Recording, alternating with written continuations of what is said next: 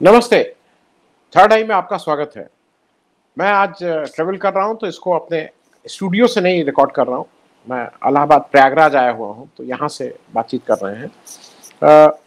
एक इम्पॉर्टेंट चीज़ ये थी कि 2 दिन पहले विपक्षी गठबंधन इंडिया की एक बैठक हुई कोऑर्डिनेशन कमेटी की, और उस बैठक में सर्वसम्मति से ये तय हुआ कि कुछ ऐसे पत्रकार जो अपना पत्रकारिता छोड़ के बीजेपी के स्पोक्स पर्सन की तरह या बीजेपी के पार्टी कार्यकर्ता की तरह काम करते हैं, और सिर्फ ये बात का बैकग्राउंड था, और वो जो वैमनस्य फैला रहे हैं या जो बीजेपी की जो नफरत वाली पॉलिटिक्स है उसको और बढ़ावा दे रहे हैं। तो ऐसे पत्रकारों को आइडेंटिफाई किया जाए और उनका एक स्वर में इंडिया मतलब गठबंधन के जितने पार्टनर्स हैं, जितने दल हैं, वो सब उनका उनको टर्म बोलना है असहयोग करें, आम भाषा में बहिष्कार करें।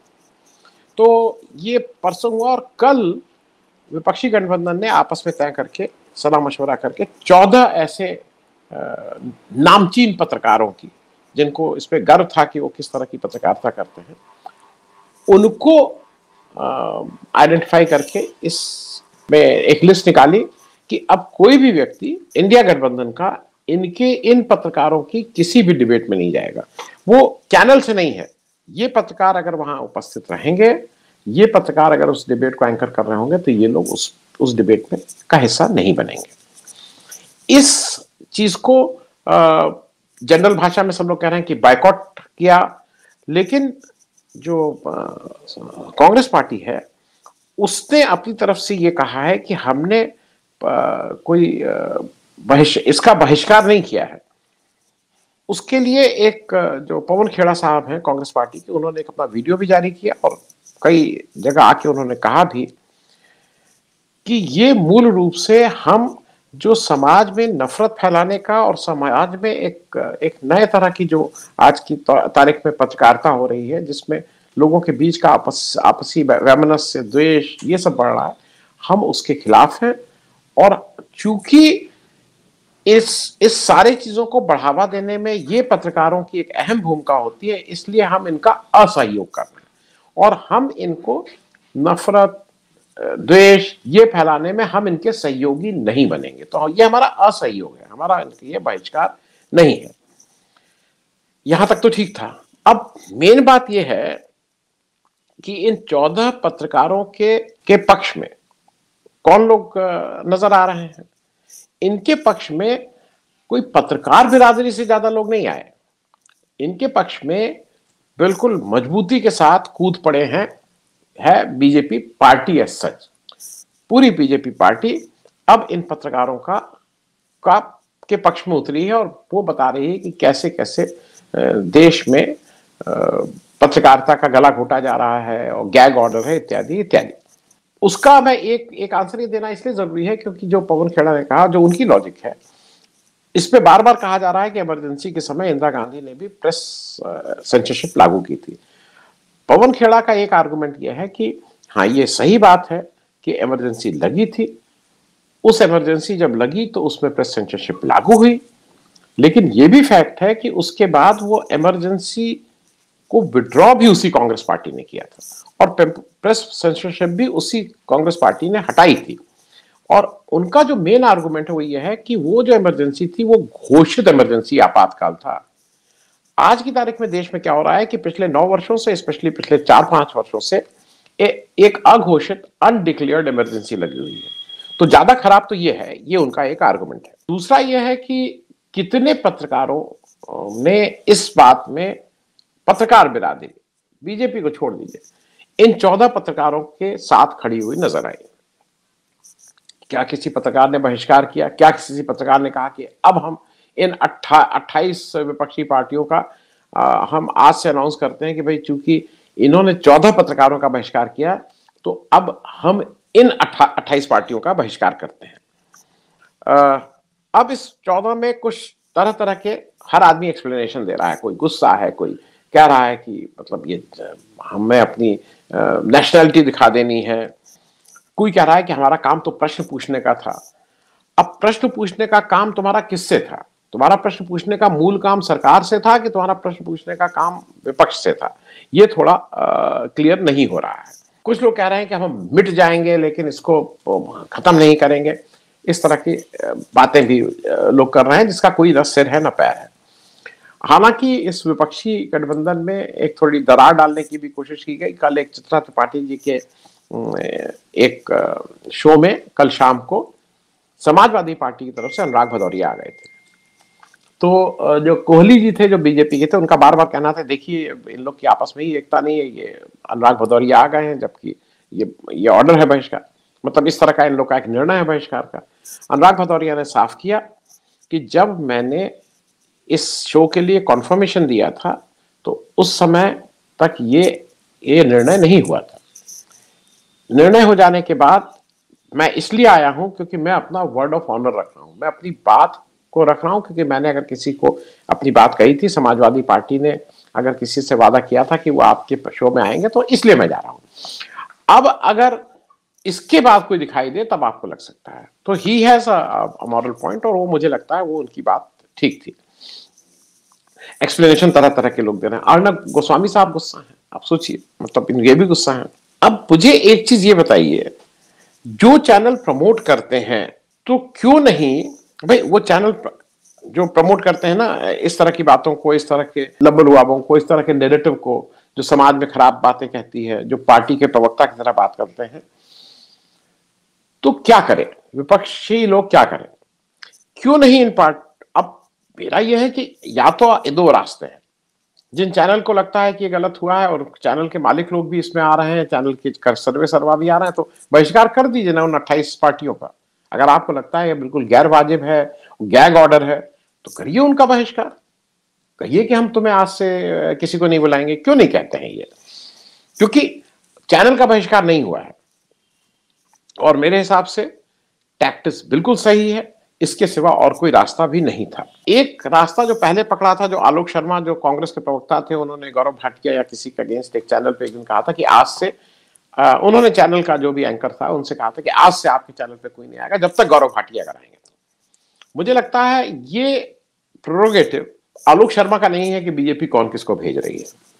बीजेपी अगर मतलब अच्छे मृदभाषी को भेज रही है कि कटुभाषी को भेज रही है कि गाली देने को भेज रही है, ये बीजेपी का प्रोग्रेटिव है। लेकिन इसमें जो मूल वो बात है, और इसमें आलोक शर्मा का ये कहना कि अगर ये आएंगे तो मैं नहीं आऊंगा, मेरे हिसाब से ठीक नहीं था। स्टैंड अप ठीक है, इसमें मूल जिम्मेदारी उस एंकर की होती है कि अगर कोई गाली गलौज करने वाला, अगर कोई नफरत फैलाने वाला कोई प्रवक्ता आ रहा है तो उसको कंट्रोल करना, उसकी इस बात पे प्रतिकार करना, ये काम एंकर का होता है। लेकिन ज्यादातर नहीं, ये जो 14 एंकर वो हुए हैं उसमें सब लोग ये उस आग में घी डालने का और काम करते थे। मतलब अगर कुछ है भी नहीं तब भी ये उस लड़ाई में और कैसे हो, और ये हरदम सदैव ये बीजेपी के प्रवक्ता के रूप में ही दिखाई देते थे कि जैसे एक बीजेपी का एडिशनल प्रवक्ता जिसके हाथ में ये ताकत है कि वो किसी की आवाज बंद कर दे, किसी की आवाज ज्यादा करे, किसी को कम टाइम दे, वो वहां बैठ के उसको कर रहा है। दूसरा मुझे ऐसा लगता है कि ये इस पे ये सारे प्रवक्ता फेल हुए थे। दूसरा मुझे है कि एंकर और जो प्रवक्ता हैं इनकी भाषा पे भी थोड़ा वो होना चाहिए। एंकर जिस तरह के कभी कभी शब्द इस्तेमाल करने लगते हैं, मैं कल परसों की बात बता दूं, कल या परसों की बात है, कांग्रेस की प्रवक्ता थी, मैं कोशिश करूंगा अगर वो टुकड़ा मिल जाए कहीं, वो या वो ट्वीट मिल जाए। उन्होंने एक बात पे कहा कि आपने ऐसा कहा था, ये किसी खास चैनल पे था, मैं नाम इंडिया टीवी पे था, शी सेड कि आपने ऐसा कहा था। इंडिया टीवी के वो एंकर लगातार चैलेंज करते रहे, नहीं मैंने ऐसा नहीं कहा था, मैंने ऐसा नहीं कहा था। और चूंकि वो जानते थे कि कांग्रेस में अब वो वाली पुरानी वाली बात नहीं है, कांग्रेस उनको कोर्ट तक घसीट सकती है, तो दूसरे दिन उनको, कल या परसों ही की बात है, ट्वीट करके कहना पड़ा कि हाँ आप सही थी, मैं गलत कह रहा था। लेकिन शो के समय तो वो स्टैंड लिए रहे ना, शो के समय स्टैंड लिए रहे कि नहीं आप गलत करें, आप गलत करें, मैं सही कह रहा हूं। अब उस ट्वीट को कितने लोग देते हैं? ट्वीट देखने वाला और टीवी देखने वाला दो अलग अलग चीजें हैं। तो वहां तो गलती करो और यहां आके माफी मांग लो, ये एक नहीं कई बार हो रहा है इन लोगों के साथ। मुझे एक चीज और है कि कल एक अजीब सा वाकया और हुआ, अंजना ओम कश्यप भी, जिनका नाम इसमें न देख के कुछ लोगों को हैरत हो रही थी कि भाई अंजना ओम कश्यप का नाम कैसे नहीं इस नफरत फैलाने वाले 14 लोगों में है। तो उसका एक कारण जो मुझे लगता है कि या तो अंजना ओम कश्यप जी हवा का रुख पहचान ली थी, परसों वो एक किसी कार्यक्रम में गई हैं और जहां वो ये ज्ञान दे रही थी सबको कि देखिए बहुत खराब है दिन, और फिर उन्होंने कहा था कि जब वक्त खराब चल रहा हो तो कुर्सी की पेटी बांध लीजिए, और उन्होंने ये भी कहा और इस वक्त बुरे वक्त को गुजर जाने का इंतजार कीजिए। मैं इस बात को स्वीकारती हूं कि कुछ जर्नलिस्ट्स ने इररिपेयरेबल डैमेज किया है अपने तौर तरीकों से, झुकते झुकते वो रेंगते हुए नजर आए, लेकिन इसके बावजूद मुझे लगता है कि आम लोग और टेलीविजन या प्रिंट मीडिया का जो आज भी महत्व है वो इतना इंपॉर्टेंट है, और इसीलिए मैं कह रही हूं कि आप लोग यहां पर हैं, मौसम खराब है, पेटी बांध के रहिए लेकिन टिके रहिए। तो बुरा वक्त किसका है, कौन सा है, आप जरा उसको स्पेसिफाई नहीं किया था। उन्होंने ये भी कहा कि दिक्कत यह है, पत्रकारों के साथ दिक्कत है, जिनसे झुकने को कहा गया वो रेंगने लगे। तो झुकने को भी क्यों कहा गया, और क्या आपने कभी कहा किसी से कि झुकने को ये पर्टिकुलर लोग कह रहे हैं, आपने उसको चैलेंज किया? मैं एक चीज और इसलिए बता दूं कि कुछ लोगों को लगता है कि नहीं नहीं ये चलेगा नहीं और ये बहुत खराब डिसीजन है और इससे जो है स्पेस नहीं मिलेगा, और मैं कुछ ग्राउंड रियलिटी बता दूं। देश में जहां जहां सरकारें हैं वहां 5 सरकारें बीजेपी की क्लियर कट मेजॉरिटी के साथ बीजेपी चीफ मिनिस्टर की, बाकी सरकारें मिली जुली सरकारें हैं। चाहे वो महाराष्ट्र हो, महाराष्ट्र की सरकार बीजेपी की सरकार नहीं है, वो एनडीए की सरकार है, लेकिन ऑपोजिशन पार्टी के पास 11 सरकारें ऐसी हैं जहां पे उनकी क्लियर कट मेजॉरिटी की सरकार है। कांग्रेस की बात कर लें, हिमाचल प्रदेश, राजस्थान, छत्तीसगढ़, कर्नाटक। आम आदमी पार्टी दिल्ली, पंजाब। किनारे एक तरफ से चलिए, वेस्ट बंगाल, बिहार, झारखंड, केरल और तमिलनाडु। ये 11 राज्य हैं जहां पे नॉन बीजेपी के चीफ मिनिस्टर्स हैं जो इंडिया का पार्ट है, और इन केवल 11 राज्यों में। मैं बीजू जनता दल को इसमें नहीं कह रहा हूं, मैं वाईएसआर कांग्रेस को नहीं कह रहा हूं, मैं बीआरएस को नहीं कह रहा हूं, मैं इन सबको नहीं कह रहा हूं। और जो 8 नॉर्थ ईस्ट 7 सिस्टर्स और सिक्किम है, उसमें भी कहीं बीजेपी की पार्टनरशिप 2 जगह, त्रिपुरा और एक और अरुणाचल को छोड़ के बाकी 6 जगह बीजेपी समर्थित है। उसमें कहीं बीजेपी के 2 एमएलए हैं, कहीं 1 एमएलए है, बीजेपी की ऐसी सरकार नहीं है। इन जगहों पे जो मैंने 11 सरकारें कही, यहाँ 237 लोकसभा की सीट आती हैं।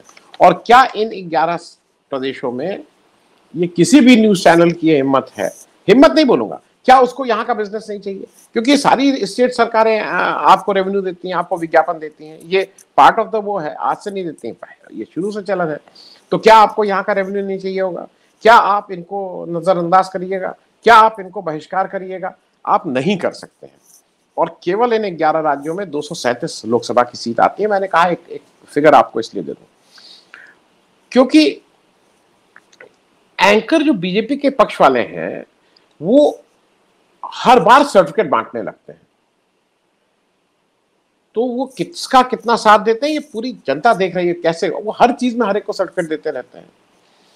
और मुझे ऐसा लगता है कि जो ये बार बार कह रहे हैं ना कि इनको प्रताड़ित किया गया, तो ऑपोजिशन कैसे तुम्हें प्रताड़ित कर सकता है? नंबर 1।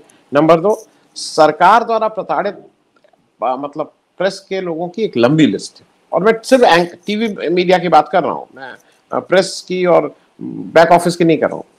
पुण्य प्रसून वाजपेयी, अभिसार शर्मा, अजीत अंजुम, मतलब क्या, और लेटेस्ट सिन्हा जी, और उससे पहले रवीश कुमार। क्या हुआ था रवीश कुमार के साथ?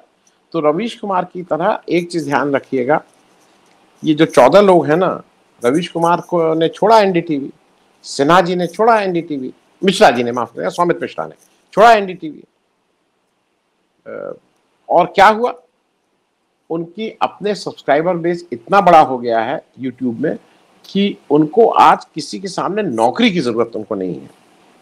तो ये 14 लोगों में अगर दम है तो छोड़िए नौकरी, आइए यूट्यूब पे, बनाइए अपना सब्सक्राइबर बेस, बनाइए अपना कंटेंट, और देखिए कि कौन किसको कितना देख रहा है। क्योंकि ये मेरे ख्याल में एक अच्छी पहल है, और इसलिए ये है, ये खतरे की ये घंटी है, ये एक वार्निंग बेल है उन सारे पत्रकारों के लिए, चाहे वो कहीं पे भी किसी के भी पक्ष में करते हो, कि नहीं, अब एक इस तरह का माहौल बन रहा है देश में कि आपको निष्पक्ष होकर अपनी पत्रकारिता करनी होगी।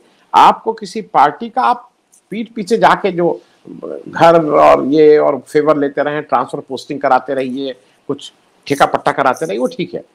लेकिन स्क्रीन के सामने बैठ के अगर आप एक पार्टी प्रवक्ता के रूप में आएंगे तो उसको अब जनता का प्रेशर इतना है कि लोग इसको अब स्वीकार नहीं करेंगे। थैंक यू सो मच, धन्यवाद।